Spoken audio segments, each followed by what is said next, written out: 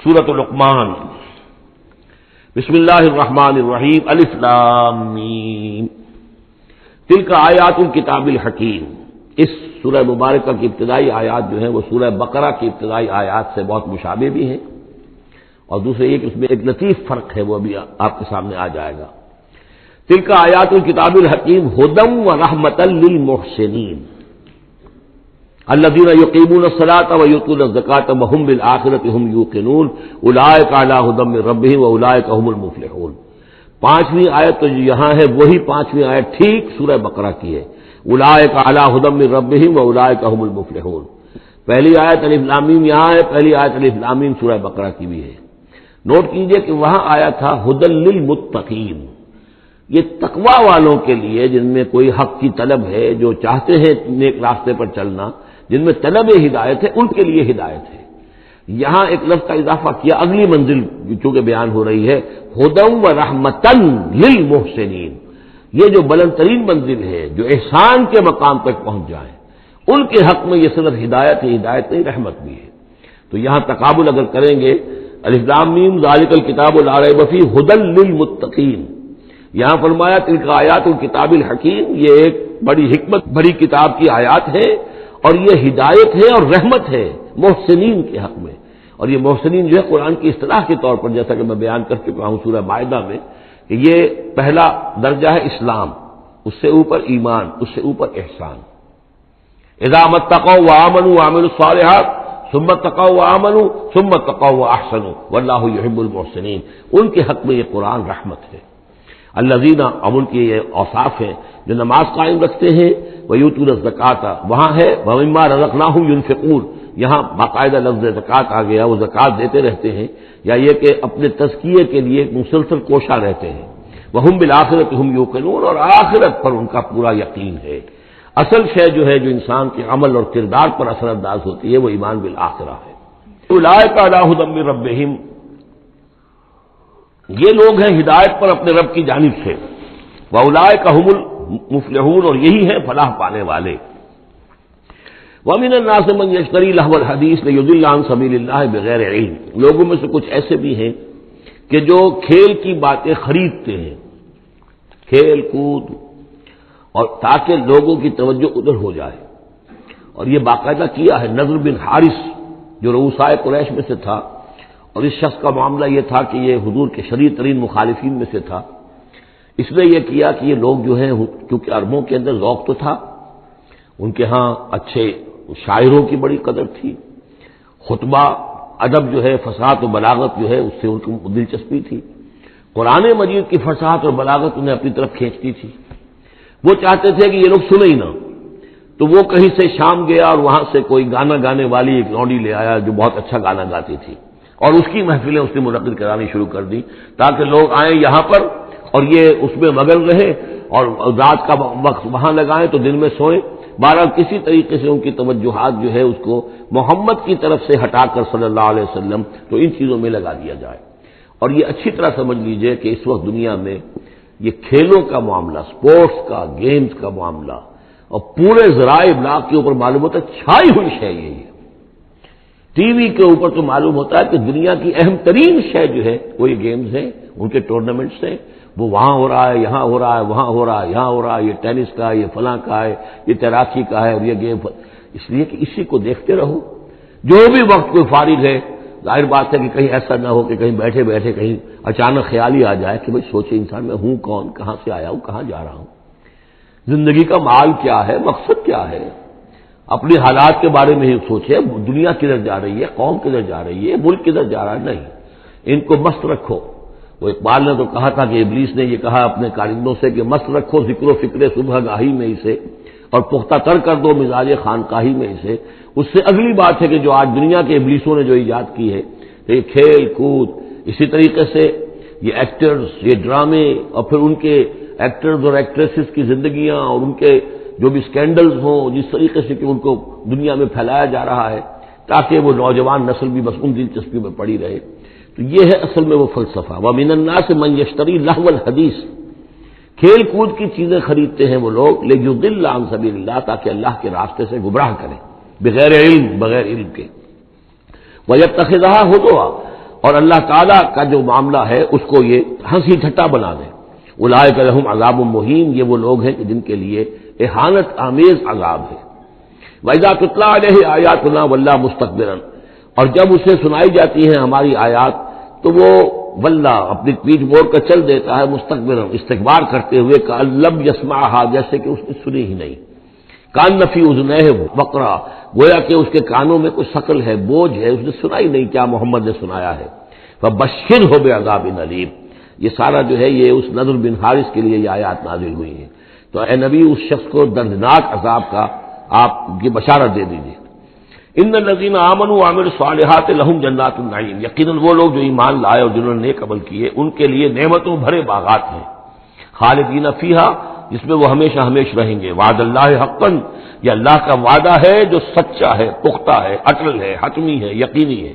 وہو العزیز الحکیم، اور وہ زبردست ہے، حکمت والا۔ خلق السماوات بغیر عمد ترونہا، اس نے آسمان بنا دیے بغیر ستونوں کے جو تمہیں نظر آتے ہوں۔ وَأَلْقَىٰ فِي الْأَرْضِ رَوَاسِيَ أَن تَمِيدَ بِكُمْ، اور اس نے زمین میں ایسے لنگر ڈال دیے ہیں کہ تمہیں لے کر ایک طرف کو لڑک نہ جائے، جھک نہ جائے۔ وَبَثَّ فِيهَا مِن كُلِّ دَابَّةٍ، اور اس میں ہر طرح کے جانور جو ہے پھیلا دیے ہیں۔ وَأَنزَلْنَا مِنَ السَّمَاءِ مَاءً، اور اس نے اتارا ہے آسمان سے پانی۔ فَأَنبَتْنَا فِيهَا مِن كُلِّ زَوْجٍ كَرِيمٍ، اور اس میں ہر طرح کے جو ہے جوڑے نباتات کے اس نے پیدا کر دیے ہیں، ہر طرح کے۔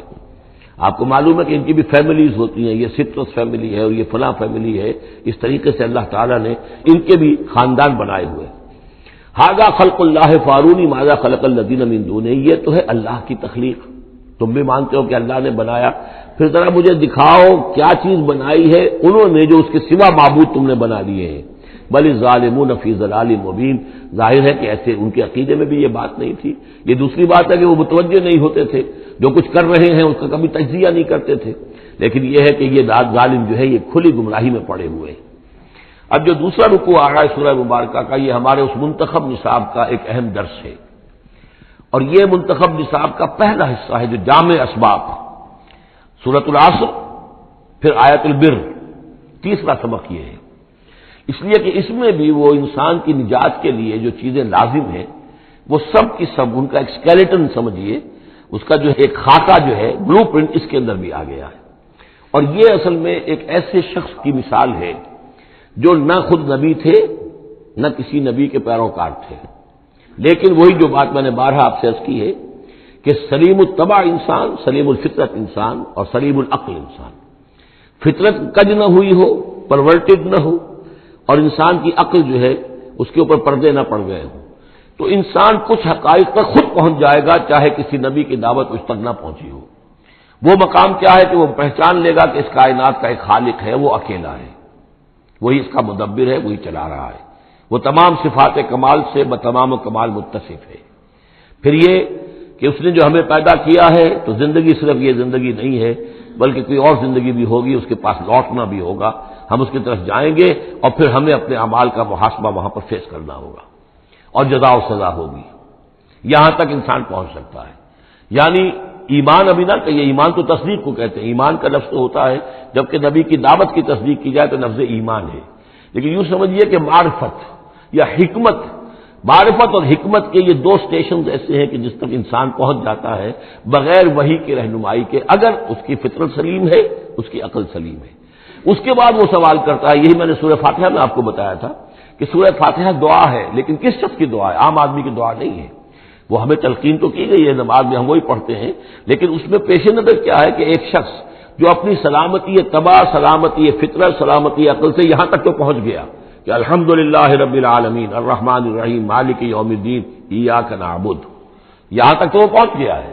اے رب پھر تیری ہی بندگی کرنی چاہیے، تیری ہی مرضی پر چلنا چاہیے، لیکن تیری مرضی کس شے میں ہے یہ ہمیں معلوم نہیں، تو کس چیز سے راضی ہوتا ہے، کس سے ناراض ہوتا ہے یہ ہمیں معلوم نہیں، تیری بندگی کیسے کریں یہ ہمیں معلوم نہیں، تو اس سے آگے پھر ہے وہ جو اہدنا الصراط المستقیم ایاک نعبد و ایاک نستعین اہدنا الصراط المستقیم۔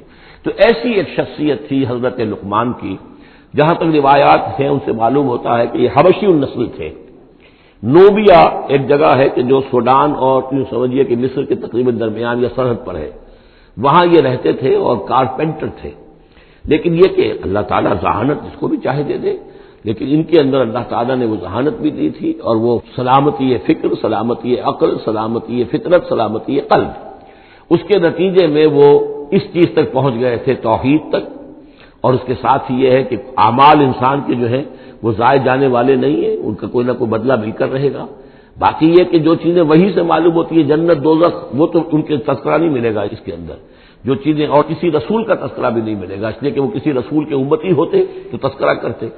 یہاں انہوں نے جو اپنی ایک حکیم اور دانا انسان نے اپنے ساری عمر کے سوچ کا جو لب لباب ہے، خلاصہ ہے، حاصل ہے، وہ اپنے بیٹے کو اپنے انتقال کے وقت وصیت کی شکل میں منتقل کیا ہے، اور اس کو اللہ تعالیٰ نے قرآن میں نقل کر دیا. کیونکہ ان کے اقوال کوٹ کیے جاتے تھے، جیسے ہم کوئی تقریر کرتے ہیں تو کبھی علامہ اقبال کا حوالہ دیتے ہیں، ان کا شعر کوٹ کر دیتے ہیں، کبھی کسی اور کا. تو یہ بھی اصل میں عرب میں خطباء اور شعراء جانتے تھے کہ یہ لقمان جو ہے یہ بہت ہی حکیم اور دانا انسان تھے، اور ان کے اقوال جو ہے کوٹ کیے جاتے تھے اشعار میں بھی اور خطبات میں بھی. تو اللہ نے بتایا کہ دیکھو یہ لقمان بھی جو اپنی سلامتی طبع اور سلامتی فکر کی وجہ سے جہاں تک پہنچا، وہ وہی اصول ہے کہ جن کی طرف محمد تمہیں دعوت دے رہے ہیں صلی اللہ علیہ وسلم. وَلَقَدْ آتَيْنَا لُقْمَانَ الْحِكْمَةَ، اور ہم نے لقمان کو دانائی عطا کی. تو دانائی کا نتیجہ کیا تھا؟ انشکر للہ، کہ شکر کرو اللہ کا. دانائی کا تقاضا، فطرت کی سلامتی کا تقاضا کیا ہے؟ جو بھی آپ کے ساتھ بھلائی کرے اس کے لیے ایک احسان مندی کے جذبات آپ میں پیدا ہونے چاہیے. اگر نہیں ہو رہا ہے تو فطرت جو ہے پرورٹڈ ہے، بس ہو گئی. جو بھی بھلائی کرے. اور عقل کا تقاضا کیا ہے کہ اصل جو ہے منعم اس کو پہچان لیا جائے، اور وہ اللہ ہے. تو نتیجہ کیا نکلے گا؟ وہ سلامتی طبع جمع سلامتی عقل، تو اللہ کو پہچان لیا جائے اور کہا جائے الحمدللہ، جہاں سے قرآن مجید شروع ہوتا ہے. انشکر للہ، کہ شکر کرو اللہ کا. ومن یشکر فانما یشکر لنفسہ، جو کوئی بھی شکر کرتا ہے تو وہ شکر کرتا ہے اپنے ہی بھلے کے لیے، اپنے ہی فائدے کے لیے. ومن کفر فان اللہ غنی حمید، اور جو کفران نعمت کرتا ہے، ناشکری کرتا ہے، تو اللہ تو غنی اور حمید ہے. وَإِذْ قَالَ لُقْمَانُ لِابْنِهِ، اب یہاں سے حضرت لقمان کی وہ نصیحتیں ہیں جو انہوں نے اپنے بیٹے کو کی ہیں، یہاں مذکور نہیں ہے، لیکن مراد یہی ہے کہ انتقال کے وقت. جیسے کہ کوئی شخص دولت مند ہے تو وہ اپنے انتقال کے وقت اپنے بیٹوں کو، یا اگر بیٹا ایک ہی ہے تو اسے بتائے گا کس سے لینا ہے، کس کو دینا ہے، کیا حساب کتاب ہے، کہاں کہاں میرے ایسٹس ہیں. کوئی دفینہ ہے تو بھی بتائے گا کہ میرا وہاں فلاں جگہ پر دولت دفن ہے. ایک حکیم انسان کے پاس اصل شے اس کی ساری عمر کے غور و فکر کا جو حاصل ہے کہ میں نے جو کچھ سوچا ہے، میں نے جو کچھ بھی حاصل کیا ہے اپنی فطرت سلیمہ اور عقل سلیم کی رہنمائی میں، وہ میں تمہیں منتقل کر رہا ہوں. وَإِذْ قَالَ لُقْمَانُ لِابْنِهِ وَهُوَ يَعِظُهُ، یاد کرو جب کہ کہا لقمان نے اپنے بیٹے سے اور وہ اسے نصیحت کر رہے تھے، یا بنی لا تشرک باللہ، نمبر 1 اللہ کے ساتھ شرک مت کیجو، ان الشرک لظلم عظیم، یقیناً شرک بہت بڑا ظلم ہے، بہت بڑا ظلم ہے، سب سے بڑی ناانصافی. عربی زبان میں ظلم کہتے ہیں وضع شے فی غیر محلہ ہی، کسی شے کو ہٹا کر اس کے اصل مقام سے ہٹا کر کہیں اور رکھ دینا، یہ ظلم ہے. اللہ خالق ہے تنہا، باقی سب مخلوق ہے. اب آپ نے مخلوق میں سے کسی کو اللہ کے برابر کر دیا، یا اللہ کو کسی اعتبار سے گرا کر مخلوق کی صف میں لا کے کھڑا کر دیا، کہ اس سے بڑی ناانصافی، اس سے بڑا ظلم کوئی نہیں. وَإِذْ قَالَ لُقْمَانُ لِابْنِهِ وَهُوَ يَعِظُهُ يَا بُنَيَّ لَا تُشْرِكْ بِاللَّهِ إِنَّ الشِّرْكَ لَظُلْمٌ عَظِيمٌ. اور اس کے بعد فوراً ہی اللہ تعالیٰ نے اپنی طرف سے ایک بات عرض کی ہے. یہ چوتھا مقام آ گیا ہے کہ جہاں اللہ کے حق کے فوراً بعد والدین کا حق. ظاہر بات ہے کہ حضرت لقمان کو یہ بات کچھ یعنی مناسب نہیں معلوم ہوئی کہ وہ اپنا حق بھی بیان کرے، لہذا اس کی تکمیل کر دی ہے اللہ تعالیٰ نے. وَوَصَّيْنَا الْإِنسَانَ بِوَالِدَيْهِ، اور ہم نے وصیت کی انسان کو اس کے والدین کے بارے میں، اور والدین میں سے بھی خاص طور پر والدہ، اس لیے کہ زیادہ مشقت وہ جھیلتی ہے، زیادہ تکلیفیں بچوں کی پرورش میں ماں کو برداشت کرنی پڑتی ہے. وَوَصَّيْنَا الْإِنسَانَ بِوَالِدَيْهِ حَمَلَتْهُ أُمُّهُ وَهْنًا عَلَى وَهْنٍ، اسے اٹھائے رکھا، وہ جو حمل ہے اس کے اپنے جسم کے اندر اٹھائے رکھا اس نے اس کو، وَهْنًا عَلَى وَهْنٍ، کمزوری پر کمزوری جھیل کر. وَفِصَالُهُ فِي عَامَيْنِ، پھر اس کا دودھ چھڑانا ہوا 2 سال میں سے. پھر یہ کہ پہلے 9 مہینے تو جونک کی طرح اس کے جسم کے اندر خون چوستا رہا، اور اس کے بعد پھر جو ہے دودھ اس کا جو ہے پیا ہے، تو وہ بھی اس کی توانائیاں اور اس کی قوتی ہے کہ جو دودھ کی شکل میں اس کے لیے غذا بنی. ان اشکر لی ولوالدیک، کہ شکر کرو میرا اور اپنے والدین کا، الی المصیر، اور میری طرف ان کو لوٹ کر آنا ہے. اب دیکھیے جیسے میں نے وہاں عرض کیا تھا کہ سورہ عنکبوت میں اور اس میں بڑی مناسبت ہے ان دو میں، وہ مضمون اب یہاں بھی آ رہا ہے کہ اگر یہ 2 حق ٹکرا جائیں، ایک حق اللہ کا ہے شرک نہ کیا جائے، ایک حق والدین کے ساتھ حسن سلوک ہے، اب یہ ٹکرا گئے، والدین کہہ رہے ہیں شرک کرو، اب کیا کریں؟ وَإِن جَاهَدَاكَ عَلَىٰ أَن تُشْرِكَ بِي مَا لَيْسَ لَكَ بِهِ عِلْمٌ، اگر وہ تم سے جہاد کریں، تم پر دباؤ ڈالیں، تم سے لڑیں، تم سے جھگڑیں اور تمہیں مجبور کریں کہ تم شریک کرو اور شرک کرو میرے ساتھ ایسی چیز کا کہ جس کا تمہارے پاس کوئی علم نہیں ہے، فَلَا تُطِعْهُمَا، تم کا کہنا مت مانو۔ وہاں پر بھی یہ مضمون آ چکا، یہاں دوبارہ آ گیا کہ ان کے حقوق ایک حد تک ہیں، اس سے آگے بڑھ کر وہ اللہ کے حقوق پر ڈاکہ ڈالنے لگے، بازی بازی بازی سے بابا ہم بازی۔ ان کے حقوق اللہ کے حقوق کے برابر نہیں ہو سکتے، ان کے حقوق اللہ کے حقوق سے فائق نہیں ہو سکتے، اس کے نیچے نیچے ہیں، تو شرک نہیں۔ البتہ یہاں یہ ذہن میں رکھیے کہ شرک صرف بت پرستی کو نہیں کہتے، لا تشرک، شرک کی کوئی قسم بھی ہو۔ اب اللہ کے کسی ایک حکم کو اگر والدین کہتے توڑو، اس کا کیا مطلب ہے؟ یہ شرک کا حکم دے رہے ہیں؟ اس لیے کہ آپ نے والدین کے کہنے پر اللہ کے حکم کی خلاف ورزی کی، اس کا مطلب ہے کہ آپ نے مطاع اور معبود والدین کو بنا لیا۔ نفس کے کہنے پر آپ حرام کے اندر منہ مار رہے ہیں تو آپ کا جو حرام جو دولت ہے وہ آپ کا معبود ہے اور آپ کا نفس آپ کا معبود ہے۔ ارأیت من اتخذ الہہ ہواہ، کیا تم نے دیکھا اس شخص کو جس نے اپنی خواہش نفس کو اپنا معبود بنا لیا؟ تو شرک کا مفہوم جو ہے اس کا پورا وسیع مفہوم، اور جیسا کہ اس سے پہلے بھی تذکرہ ہو چکا ہے، اس پر الحمدللہ کہ میں نے تقریباً 20 سال پرانی بات ہے یہ کہ میں نے اقسام حقیقت و اقسام شرک پر 6 گھنٹے کے کیسز جو ہیں میرے وہ ریکارڈڈ ہیں اور موجود ہیں۔ تو اس حوالے سے اس کو یہ نہیں سمجھنا چاہیے کہ شرک سے مراد صرف بت پرستی ہے۔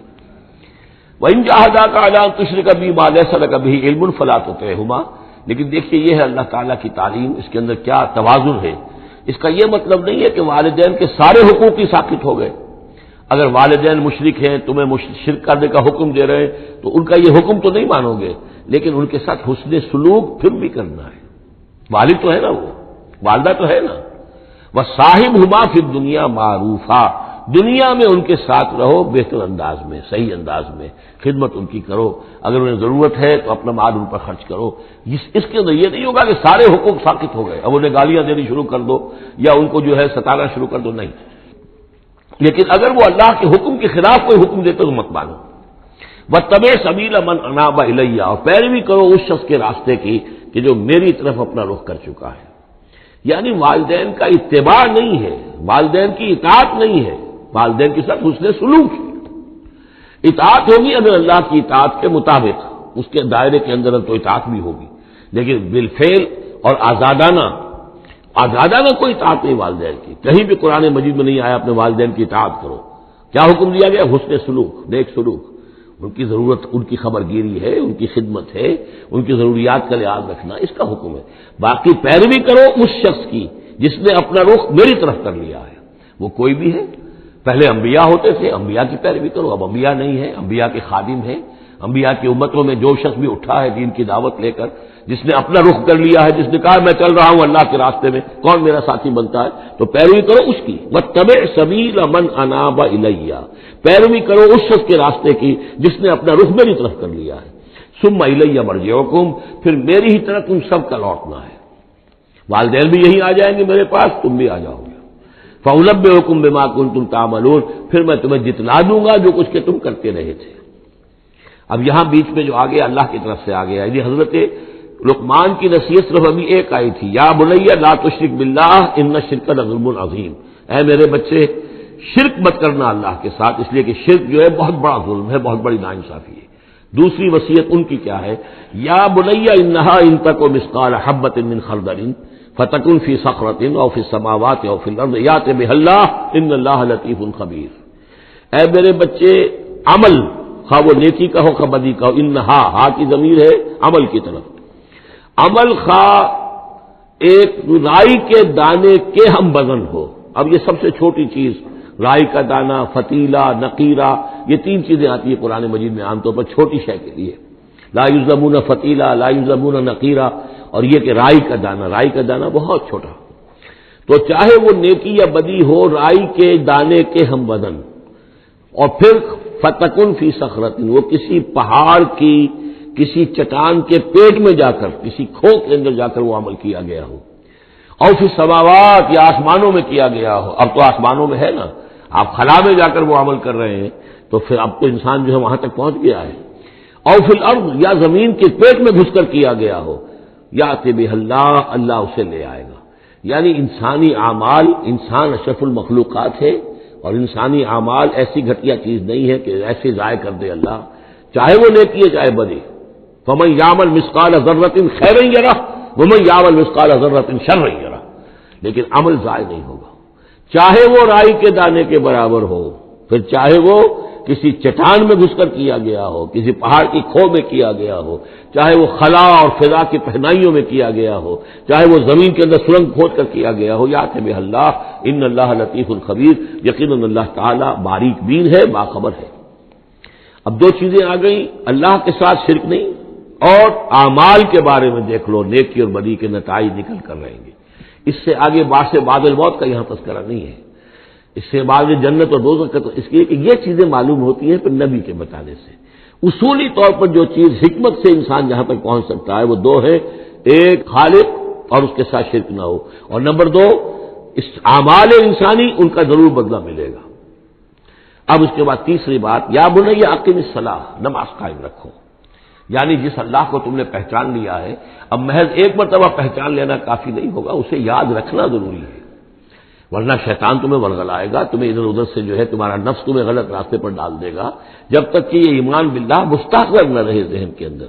اور ایمان باللہ کو مستحضر رکھنے کے لیے ذکر ہے جو ہم پڑھ چکے ہیں، اتل ما اوحی الیک من الکتاب واقم الصلاۃ ان الصلاۃ تنہی عن الفحشاء والمنکر۔ لہذا اب نماز کون سی تھی وہ ہم نہیں جانتے، لیکن کوئی ذریعہ ایسا ہونا چاہیے کہ تم اللہ کو یاد کیا کرو۔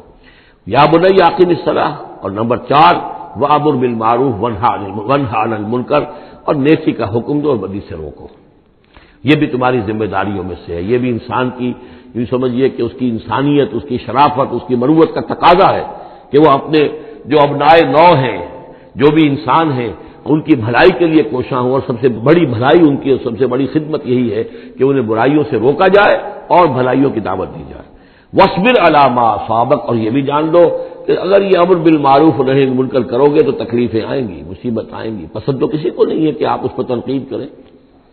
اگر آپ کسی بچے کو بھی سڑک پر کھیل رہا ہو، گلی میں کھیل رہا ہو، اگر آپ اس سے کہہ دیں کہ بیٹے یہ کوئی کرکٹ کھیلنے کی جگہ نہیں ہے، کسی کی گاڑی کا شیشہ توڑو گے تم، تو آپ دیکھ لیجئے پھر کیا آپ کا وہ اس کو کیا جواب دے گا آپ کو۔ اسی لیے آپ بولتے ہی نہیں ہیں کہ اپنی عزت لے کر وہاں سے نکل جائیں۔ تو کسی کو بھی نصیحت پسند نہیں ہے، حق کڑوا ہے، لہذا آپ اگر حق کہنا ہے اور نصیحت کرنی ہے تو پھر تیار رہو کہ وہ ممکن ہے تمہیں پلٹ کر گالی دے دے، وہ کہے کہ تم پہلے ذرا اپنے دامن کو دیکھو تمہارے کتنے دھبے ہیں۔ اب جو بھی ہو برداشت کرو، اور اگر کوئی بڑی بات ہے، اگر فرعون کے سامنے جا کر حق کہو گے تو وہ تو کہے گا کہ میں تمہیں جیل میں ڈالوں گا۔ تو اس طریقے سے یہ وَاصْبِرْ عَلَىٰ مَا أَصَابَكَ، پھر جو شے بھی تم پر آئے اس پر صبر کرو، إِنَّ ذَلِكَ مِنْ عَزْمِ الْأُمُورِ، یقیناً یہ چیزیں ہیں جو بڑی ہمت کے کاموں میں سے۔ گویا کہ وہ چاروں چیزیں اس میں آ گئیں، وَالْعَصْرِ إِنَّ الْإِنسَانَ لَفِي خُسْرٍ إِلَّا الَّذِينَ آمَنُوا وَعَمِلُوا الصَّالِحَاتِ وَتَوَاصَوْا بِالْحَقِّ وَتَوَاصَوْا بِالصَّبْرِ۔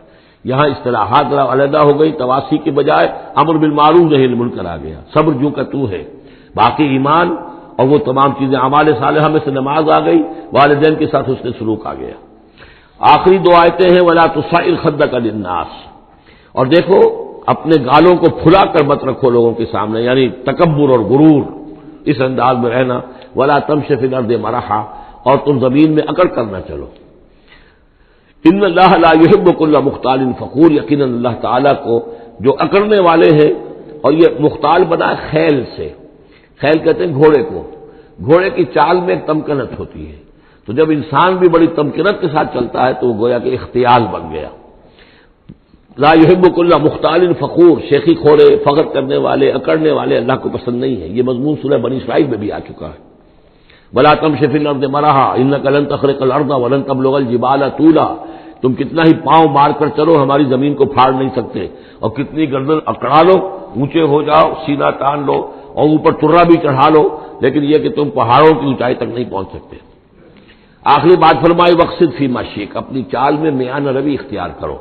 یہ میانہ روی ہر اعتبار سے، چال میں بھی، خرچ میں بھی۔ وَالَّذِينَ إِذَا أَنفَقُوا لَمْ يُسْرِفُوا وَلَمْ يَقْتُرُوا وَكَانَ بَيْنَ ذَلِكَ قَوَامًا، یہ ایک میچور شخصیت کا کہ اس کے اندر ہر اعتبار سے معلوم و توازن ہو، انتہا پسندی کسی بھی اعتبار سے نہ ہو۔ وَاقْصِدْ فِي مَشْيِكَ وَاغْضُضْ مِنْ صَوْتِكَ، اور اپنی آواز کو پست رکھو۔ اس کا مطلب کیا ہے کہ کہیں کوئی آرگومنٹ ہے کہ جھگڑا ہو گیا ہے تو آواز کو بلند کرنے کی کوشش نہ کرو، بات اپنی کرو۔ عام طور پر یہ ہوتا ہے کہ جب آدمی دیکھتا ہے کہ میری دلیل تو کمزور پڑ گئی تو پھر وہ اپنی آواز کی والیوم بڑھا کر کوشش کرتا ہے کہ کمپنسیٹ کرے کہ دلیل عقلی اعتبار سے تو کمزور ہے لیکن میری آواز جو ہے وہ اس کے اندر وزن پیدا کر دے۔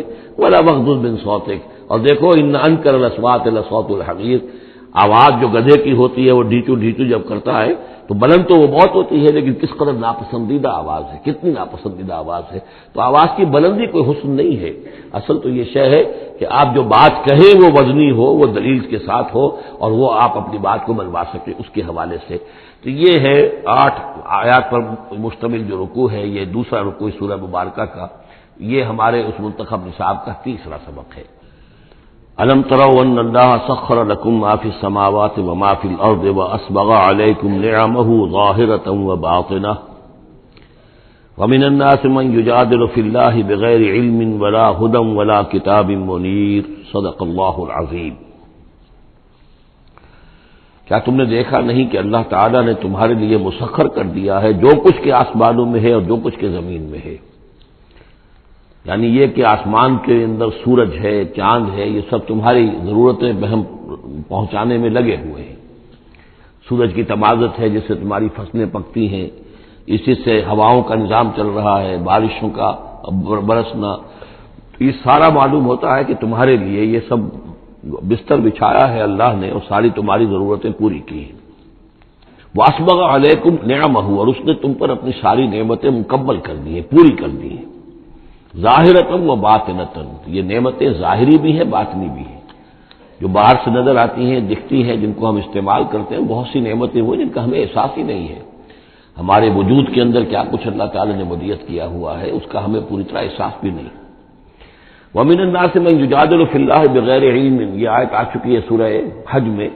لوگوں میں سے کچھ ایسے بھی ہیں جو جھگڑتے ہیں اللہ کے معاملے میں یا اللہ کے بارے میں یا اللہ کے احکام کے بارے میں، اللہ کی آیات کے بارے میں، بغیر اس کے کہ بغیر علم کہ ان کے پاس کوئی علم ہو، ولا ہدن، نہ کوئی رہنمائی اور ہدایت ہے، ولا کتاب منیر، نہ کوئی روشن کتاب ہے۔ وَإِذَا قِيلَ لَهُمُ اتَّبِعُوا مَا أَنزَلَ اللَّهُ قَالُوا بَلْ نَتَّبِعُ مَا وَجَدْنَا عَلَيْهِ آبَاءَنَا، اور جب ان سے کہا جاتا ہے کہ پیروی کرو اس کی جو اللہ نے نازل فرمایا ہے، قرآن اتارا ہے، اس کی پیروی کرو، قالوا وہ کہتے ہیں بل نتبع ما وجدنا علیہ آباءنا، بلکہ ہم تو پیروی کریں گے اس کی کہ جس کو پر ہم نے پایا ہے اپنے آباء و اجداد کو۔ اور آج کل خاص طور پر یہ لوک ورثہ اور ہماری پرانی روایات، قومی روایات اور ہماری جو ہے ہر علاقے کا ایک کلچر ہے، اس کلچر کو زندہ کیا جائے، کروڑ ہر روپیہ ان چیزوں میں صرف کیا جاتا ہے۔ اولو کان الشیطان یدعوہم الی عذاب السعیر، خواہ شیطان ان کو پکار رہا اور بلا رہا ہو، یہ جو باتیں بنا رہے ہیں در حقیقت یہ شیطان کی دعوت ہے، اس کی تبلیغ ہے در حقیقت جس کو انہوں نے قبول کیا ہے۔ یدعوہم الی عذاب السعیر، اور وہ انہیں بلا رہا ہے اس جہنم کے عذاب کی طرف۔ وَمَن يُسْلِمْ وَجْهَهُ إِلَى اللَّهِ وَهُوَ مُحْسِنٌ، اور جس شخص نے اپنا چہرہ اللہ کے سامنے جھکا دیا، تابع فرمان کر دیا اپنے چہرے کو الی اللہ، اللہ کی جانب، وَهُوَ مُحْسِنٌ، اور وہ احسان کی روش اختیار کرے، فَقَدِ اسْتَمْسَكَ بِالْعُرْوَةِ الْوُثْقَىٰ، تو اس نے تو مضبوط تھام لیا ہے مضبوط کنڈے کو، اس کا ہاتھ پڑ گیا ہے۔ یہ سورہ بقرہ میں بھی یہ الفاظ آئے تھے آیت الکرسی کے فوراً بعد۔ فَمَن يَكْفُرْ بِالطَّاغُوتِ وَيُؤْمِن بِاللَّهِ فَقَدِ اسْتَمْسَكَ بِالْعُرْوَةِ الْوُثْقَىٰ وَإِلَى اللَّهِ عَاقِبَةُ الْأُمُورِ، اور تمام معاملات کا انجام آخر کار اللہ ہی کے ہاتھ میں ہے، اللہ ہی تک اس کو لوٹا دیا جائے گا۔ وَمَن كَفَرَ فَلَا يَحْزُنكَ كُفْرُهُ، اور اے نبی جو کفر کر رہا ہے تو آپ اس کے کفر اور کفر کے لیے جو وہ بھاگ دوڑ کر رہا ہے اس سے آپ پریشان نہ ہو، دلگیر نہ ہو۔ الینا مرجعہم، میری طرف ان سب کو لوٹنا ہے، فننبئہم بما عملوا، ہم انہیں اچھی طرح بتا دیں گے، جتلا دیں گے جو کچھ کہ انہوں نے کیا تھا۔ ان اللہ علیم بذات الصدور، یقیناً اللہ تعالیٰ تو جو کچھ سینوں میں چھپا ہوا ہے اس سے بھی واقف ہے۔ نمتعہم قلیلا، ہم انہیں ذرا تھوڑی دیر کے لیے ساز و سامان دے رہے ہیں، دنیا کے اندر یہ مزے لے لیں، مزے لوٹ لیں، ثم نضطرهم الى عذاب غلیظ، پھر ہم انہیں کشاں کشاں لے آئیں گے، کھینچ کر پکڑ کر لے آئیں گے اس عذاب کی طرف جو بہت گاڑا ہے۔ وَلَئِن سَأَلْتَهُم مَّن خَلَقَ السَّمَاوَاتِ وَالْأَرْضَ لَيَقُولُنَّ اللَّهُ، اور اگر آپ ان سے پوچھیں کس نے پیدا کیا آسمان اور زمین تو وہ کہیں گے اللہ نے۔ قُلِ الْحَمْدُ لِلَّهِ، کہیے الحمدللہ، ساری حمد بھی پھر اسی کی ہے۔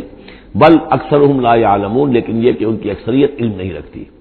للہ ما فی السماوات والارض، آسمان اور زمین میں جو کچھ ہے وہ اللہ کے لیے ہے، اللہ ہی کا ہے، اللہ کی ملکیت ہے، یہ لام تملیک ہے، اللہ کی ملکیت ہے ہر وہ شے جو بھی کچھ ہے آسمانوں میں اور زمین میں۔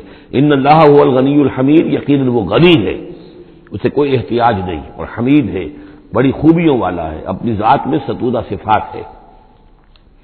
وَلَوْ أَنَّ مَا فِي الْأَرْضِ مِنْ شَجَرَةٍ أَقْلَامٌ، اور اگر جتنے بھی زمین میں درخت ہیں وہ قلم بن جائیں، والبحر، اور سمندر جو ہے وہ سیاہی بن جائے، جیسے میں یہ مضمون سورہ کہف میں بھی آ چکا ہے۔ قُل لَّوْ كَانَ الْبَحْرُ مِدَادًا لِّكَلِمَاتِ رَبِّي وَلَنَفَدَ الْبَحْرُ قَبْلَ أَن تَنفَدَ كَلِمَاتُ رَبِّي وَلَوْ جِئْنَا بِمِثْلِهِ مَدَدًا، اگر پورا سمندر جو ہے میرے رب کے کلمات کو لکھنے کے لیے سیاہی بن جائے تو وہ سیاہی سمندر ختم ہو جائے گا، لیکن یہ کہ میرے رب کے کلمات ختم نہیں ہوں گے، چاہے اتنا ہی سمندر اور لے آیا جائے۔ وہی مضمون یہاں بھی آ رہا ہے، اور یہ بات نوٹ کی ہے، میں نے کئی مرتبہ آپ کو بتائی ہے کہ اہم مضامین قرآن مجید میں کم سے کم دو جگہ ضرور ملتے ہیں۔ وَلَوْ، اب وہاں پر صرف سیاہی کا تذکرہ تھا، یہاں سیاہی کے ساتھ قلم۔ وَلَوْ أَنَّ مَا فِي الْأَرْضِ مِنْ شَجَرَةٍ أَقْلَامٌ، اگر جتنے بھی درخت زمین میں ہیں وہ سب کے سب قلم بن جائیں، والبحر، اور سیاہی جو ہے یہاں پہ اب محظوظ سمجھیے مدادن، اور بحر جو ہے سمندر جو ہے وہ سیاہی کی شکل اختیار کر لے، یمدہ من بعدہ سبعۃ ابحر، اور اس سیاہی کو پھر مزید پھیلائے اور بڑھائے 7 سمندر اور اس کے اندر جو ہے ڈال دیے جائیں، ما نفدت کلمات اللہ، اللہ تعالیٰ کی کلمات ختم نہیں ہوں گے۔ اور یہ میں عرض کر چکا ہوں، اس سے مراد کیا ہے کہ ہر شے جو اس کائنات میں ہے اللہ تعالیٰ کے کلمہ کن کا ظہور ہے، تو گویا کہ یہ تمام مخلوقات جو ہے کلمات اللہ ہے۔ اس اعتبار سے ظاہر بات ہے کہ احصاء کرنا ممکن ہی نہیں، اور آج کچھ نہ کچھ ہمیں اندازہ ہے کہ یہ کائنات کتنی وسیع و عریض ہے۔ ابھی تک بڑی سے بڑی ٹیلیسکوپس ایجاد کرنے کے باوجود trillions and trillions and trillions of light years تک تو ہم نے دیکھ لیا ہے، لیکن کائنات کا سرا ابھی ہمیں نظر نہیں آیا کہ یہ شروع کہاں ہوتی ہے ختم کہاں ہوتی ہے۔ تو اس سے اندازہ کریں اللہ تعالیٰ کی خلاقی کا، اس کی مخلوقات کتنی ہیں۔ تو وہ جتنے بھی کلمات کن ہیں، اگر ان کو لکھنے کے لیے تمام جو ہے زمین کے درخت وہ قلم بن جائیں، اور تمام سمندر جو ہے وہ سیاہی بن جائے، اور 7 سمندر اور بھی اس میں ایڈ کر دیے جائیں، تب بھی یہ کہ اللہ کے کلمات ختم نہیں ہوں گے۔ ان اللہ عزیز الحکیم، یقیناً اللہ تعالیٰ زبردست ہے، حکمت والا۔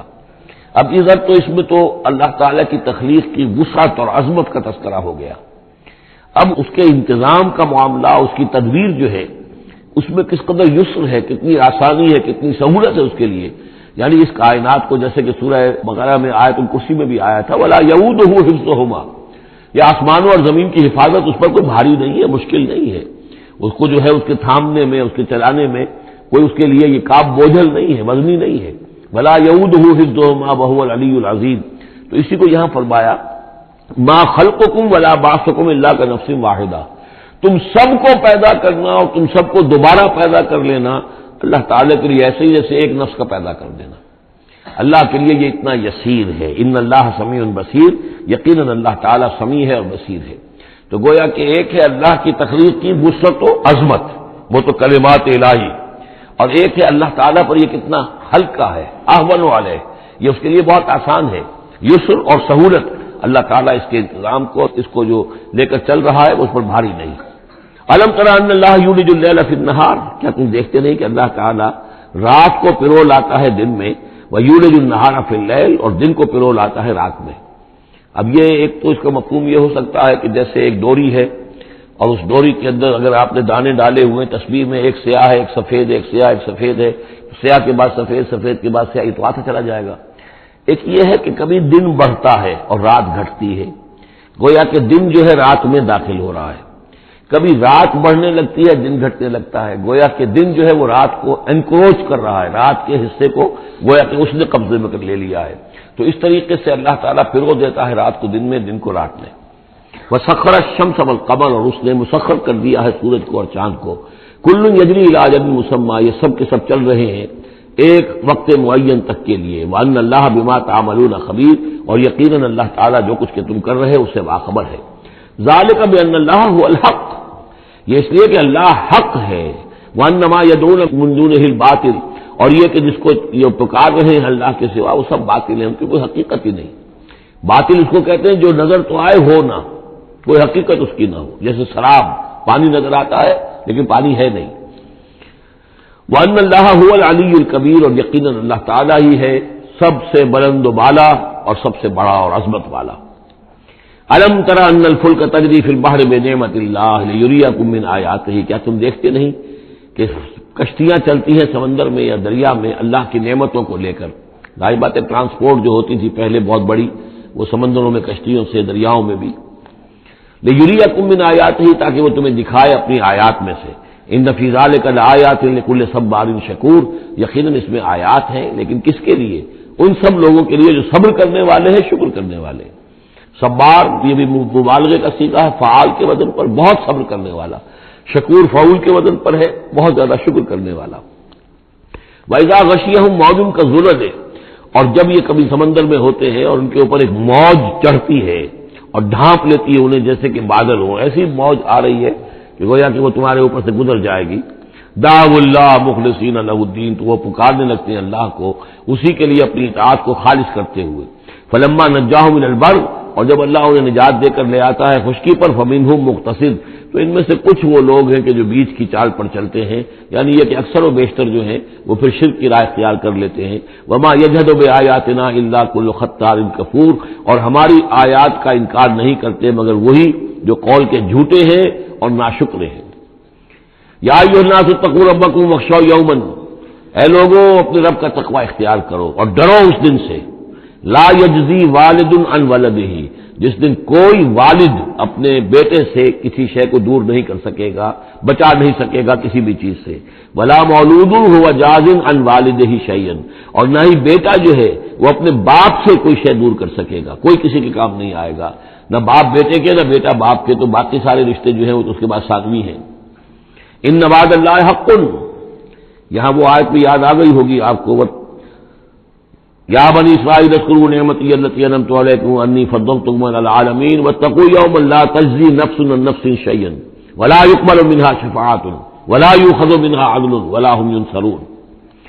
یا ایھا الناس اتقوا ربکم واخشوا یوما لا یجزی والد عن ولدہ ولا مولود هو جاز عن والدہ شیئا ان وعد اللہ حق، اللہ کا وعدہ سچا ہے، شدنی ہے، اٹل ہے، ہو کر رہے گا، قیامت آ کر رہے گی، جزا و سزا ہو کر رہے گی۔ فلا تغرنکم الحیات الدنیا، تو دیکھو تمہیں نہ دھوکے میں ڈال دے یہ دنیا کی زندگی، تم اسی کے اوپر ریجھ جاؤ، اسی میں مگن ہو جاؤ، اسی میں گم ہو جاؤ، تو گویا کہ یہ تمہارے لیے پھر دھوکے کی ٹٹی بن گئی کہ اصل زندگی سے تمہیں جو ہے ذہناً جو ہے اس نے غافل کر دیا۔ ولا یغرنکم باللہ الغرور، اور دیکھنا وہ دھوکے باز تمہیں اللہ تعالیٰ کی شان غفاری کے حوالے سے دھوکہ نہ دے۔ یہ شیطان آ کر یہ بھی کہتا ہے کہ اللہ تو بڑا غفار ہے، تم نے کیا کیا، کچھ چھوٹے سے گناہ تھوڑے سے کیے، اللہ کی مغفرت تو بہت وسیع ہے، خامخواہ کاہے کو گھبراتے ہو، کاہے کو توبہ کرتے ہو۔ تو یہ جو ہے اللہ کی رحیمی، اللہ کی شان غفاری کا حوالے سے دھوکے میں دینا انسان کو۔ ولا یغرنکم باللہ الغرور ان اللہ عندہ علم الساعہ، اللہ ہی ہے کہ جس کے پاس ہے قیامت کا علم کہ قیامت کب آئے گی۔ ساعہ اور قیامہ، اس کے فرق کو ذہن میں رکھیے۔ گھڑی وہ معین گھڑی جبکہ زلزلہ ہوگا اور یہ اجرام سماویہ جو ہیں وہ ایک دوسرے سے ٹکرائیں گے اور پہاڑ جو ہے روئی کے گالوں، یہ ساعہ ہے جس میں کہ ہلاکت ہوگی دنیا کی آخری۔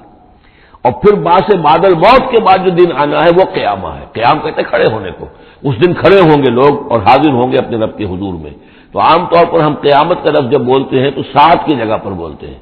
قرآن کی جو پرٹیکولر اپنی ٹرمینالوجی ہے اس میں یہ ساعہ ہے، وہ گھڑی کہ جس میں ہلچل ہوگی اور یہ جو بھی کچھ ہونا ہے جس کا کہ نقشہ کھینچا گیا، القاریہ بالقاریہ وما ادراک مالقاریہ، یہ ہے الساعہ۔ لیکن پھر جب باس بعد الموت کے بعد جب کھڑے ہونا ہے قبروں سے نکل کر اللہ کے حضور میں، تو یہ ہوگا قیامہ، کھڑے ہونے کا دن۔ ان اللہ عندہ علم الساعہ، وہ ساعت کب آئے گی اس کا علم صرف اللہ کے پاس ہے۔ وینزل الغیث، وہی بارش برساتا ہے۔ ویعلم ما فی الارحام، وہ جانتا ہے جو کچھ کے رحموں میں ہے، ماں کے پیٹ میں کیا ہے وہ جانتا ہے۔ وما تدری نفس، اور کوئی جان نہیں جانتی ماذا تکسب غدا، کہ کل وہ کیا کمائی کرے گی۔ وما تدری نفس، اور کوئی جان نہیں جانتی بأی ارض تموت، کہ کس زمین میں اس کی موت واقع ہوگی۔ ایک شخص ہے اپنے ملک سے صرف چند دن کے لیے کہیں باہر گیا، وہیں انتقال ہو گیا، اسے کبھی گمان بھی نہیں ہو سکتا تھا، سال ہر سال سے کہیں مقیم ہے وہاں موت نہیں آئی، اور کہیں گیا ہے اور وہاں موت آ گئی، تو کوئی نہیں جانتا کس زمین میں اس کی موت واقع ہوگی۔ ان اللہ علیم الخبیر، یقیناً اللہ تعالیٰ علیم اور خبیر ہے۔ یہ جو 5 چیزیں یہاں گنوائی گئی ہیں، اس میں آج کا بڑا اشکال ہے، اور لوگ کہتے ہیں کہ یہ آپ پتہ چل جاتا ہے کہ ماں کے رحم میں جو ہے، ماں کے پیٹ میں بیٹا ہے یا بیٹی ہے۔ اس کے 2 اعتبار سے اس کو سمجھ لیجئے۔ اس آیت میں 5 چیزوں کا ذکر ہے۔ پہلی چیز میں حصر کا اسلوب ہے کہ یہ چیز صرف اللہ کو معلوم ہے، اگرچہ یہاں یہ نہیں لکھا ہوا ہے کہ اللہ کے سوا کوئی نہیں جانتا، پھر بھی چونکہ حصر کا اسلوب ہے، ان اللہ عندہ علم الساعہ، یقیناً اللہ ہی ہے جس کے پاس ہے قیامت کا علم، ساعت کا علم۔ اس میں بھی گویا کہ نفی ہو گئی کہ کوئی اور نہیں جانتا۔ 2 آخری چیزوں میں بھی نفی ہے، وما تدری نفس ماذا تکسب غدا، کوئی نہیں جانتا کہ کل وہ کیا کمائے گا، اس میں بھی کیٹیگوریکل نفی ہے اس کی۔ وما تدری نفس بأی ارض تموت، یہ بھی پھر کیٹیگوریکل نفی ہے کہ نہیں کوئی جانتا، کوئی جان نہیں جانتی کہ کہاں اس کی موت واقع ہوگی۔ لیکن 2 چیزیں جو ہے کیٹیگوریکل ڈینائل نہیں ہے۔ وَيُنَزِّلُ الْغَيْثَ، اللہ بارش برساتا ہے، یہ کہاں لکھا؟ نہ یہاں اس حصر کا اسلوب ہے، نہ یہ لکھا ہے کہ یہ کام جو ہے صرف اللہ کرتا ہے۔ اسی طرح یعلم ما فی الارحام، اللہ جانتا ہے جو کچھ کے رحموں میں ہے، اب یہ نہیں لکھا کہ کوئی اور نہیں جانتا۔ اس اعتبار سے قرآن مجید کے الفاظ جو ہیں ان کے اوپر تو اعتراض وارد ہو ہی نہیں سکتا۔ البتہ اعتراض اگر کچھ وارد ہوتا تو ایک حدیث پر ہوتا ہے۔ حدیث میں یہ آیا ہے کہ حضرت جبرائیل نے جب پوچھا تھا کہ مجھے قیامت کے بارے میں بتائیے، تو اس میں سے ایک روایت میں یہ الفاظ آئے ہیں کہ فی 5 لا یعلمہن الا اللہ، یہ قیامت کا علم جو ہے یہ تو ان 5 چیزوں میں سے ہے جنہیں اللہ کے سوا کوئی نہیں جانتا، اور وہاں حضور نے یہ ساری چیزیں گنوائی ہیں۔